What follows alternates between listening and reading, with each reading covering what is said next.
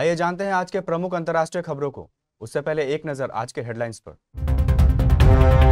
मुंबई ने दो भाइयों के ड्रामे को नहीं, विकास को चुना। बीएमसी की बम्पर जीत पर बीजेपी की ओर से आया पहला बयान।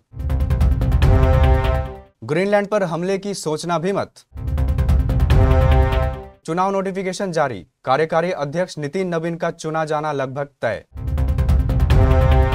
इस बार गोली सिर के आर पार होगी। पुतिन ने नेतन्याहू से की बात। क्या अमेरिका में मुफ्त की रोटी तोड़ते हैं कुछ खास देशों के लोग।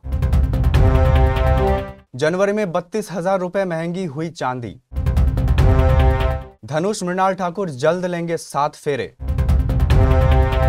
कोहली की रैंकिंग पर आईसीसी ने अपनी गलती सुधारी।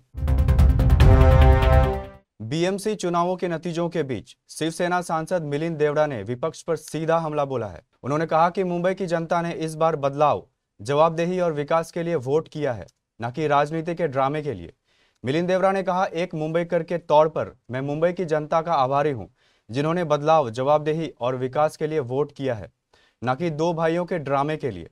आज साफ हो गया कि मुंबई की राजनीति में अब सिर्फ दो ही भाई, देवेंद्र फडणवीस और एकनाथ शिंदे हैं, और इनका सरनेम है विकास। देवड़ा का इशारा साफ तौर पर उद्धव ठाकरे और राज ठाकरे की ओर माना जा रहा है, जिन पर उन्होंने ड्रामा की राजनीति करने का आरोप लगाया।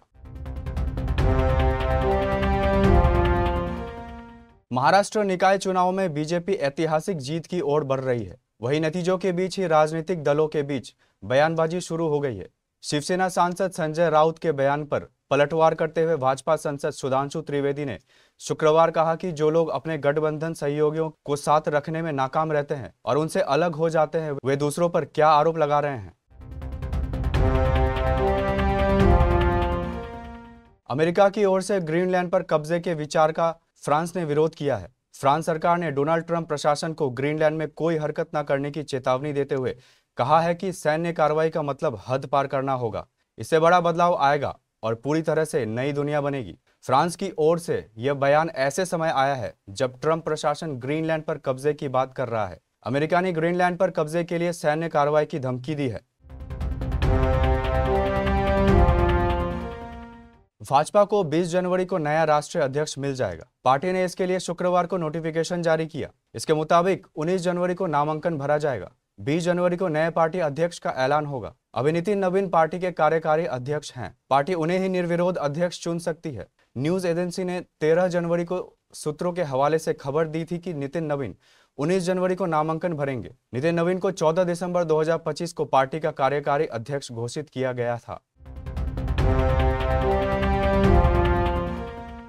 ईरान में हो रहे प्रदर्शन में अमेरिका के हस्तक्षेप के कारण दोनों देशों में जुबानी जंग अब बेहद खतरनाक मोड़ पर पहुंच गई है। ट्रंप की धमकी का कोई असर ईरान पर नहीं पड़ रहा है। उल्टे ईरान ने ट्रंप को भी जान से मारने की धमकी दी है। दरअसल अमेरिकी राष्ट्रपति ट्रंप द्वारा ईरान के नेतृत्व के खिलाफ संभावित सैन्य कार्रवाई की चेतावनी के बाद ईरान के सरकारी टेलीविजन पर एक फुटेज प्रसारित किया गया, जिसमें ट्रंप को जान से मारने की धमकी दी गई है। इस फुटेज में पेंसिल्वेनिया में ट्रंप पर हुए जानलेवा हमले की तस्वीर दिखाते हुए फारसी भाषा में लिखा गया है कि इस बार निशाना नहीं चुकेगा।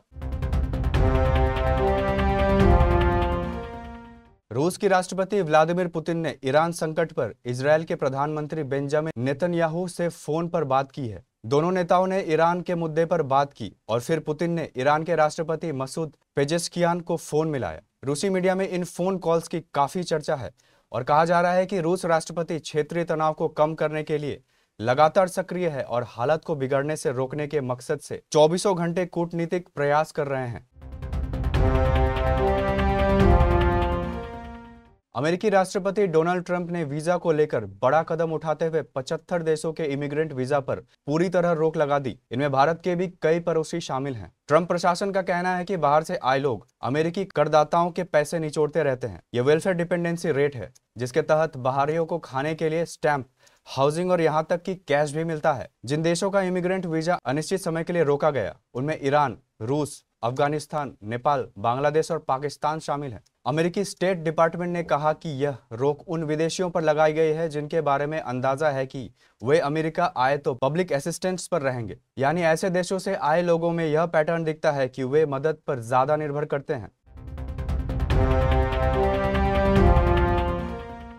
चांदी की कीमतों में इस महीने जबरदस्त उछाल देखने को मिला है। जनवरी में ही घरेलू बाजार में चांदी 32,000 रुपए से ज्यादा महंगा हो चुका है। एमसीएक्स पर मार्च फ्यूचर्स ने 16 जनवरी को 2,92,865 रुपए प्रति किलो का नया रिकॉर्ड बना दिया। ऐसे में आम निवेशकों के मन में सबसे बड़ा सवाल है कि क्या यह चांदी खरीदने का सही समय है। पिछले एक साल में चांदी की तेजी वाकई हैरान करने वाली रही है। एक्सपर्ट्स का कहना है कि इस तेजी के पीछे सिर्फ निवेश नहीं बल्कि मजबूत इंडस्ट्रियल डिमांड भी बड़ी वजह है। Solar energy, electronics, electrical vehicle और एडवांस मैन्युफैक्चरिंग जैसे सेक्टर में चांदी की जरूरत लगातार बढ़ रही है, जबकि सप्लाई सीमित बनी हुई है।